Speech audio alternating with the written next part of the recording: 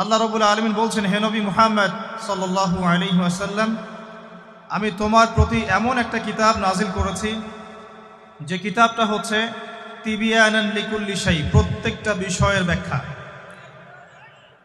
ওয়াহুদান, এবং একই সাথে এই কিতাবটা হচ্ছে হেদায়াত, ওয়া রাহমাতান, এবং দয়া অনুগ্রহ, ওয়া বুশরা লিল মুসলিমিন, এবং মুসলিম জাতির জন্য এই কিতাবটা হচ্ছে বুশরা বা সুসংবাদ।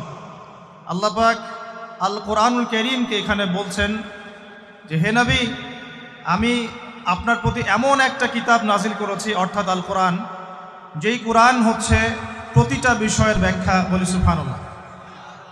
এক। দুই নাম্বার, এই কোরআন হচ্ছে হেদায়াত, পুরো মানব জাতির জন্য আল কোরআনে আছে হেদায়াত, আলহামদুলিল্লাহ। এরপর আল্লাহ পাক বলছেন শুধু হেদায়েতই নয়, কোরআন হচ্ছে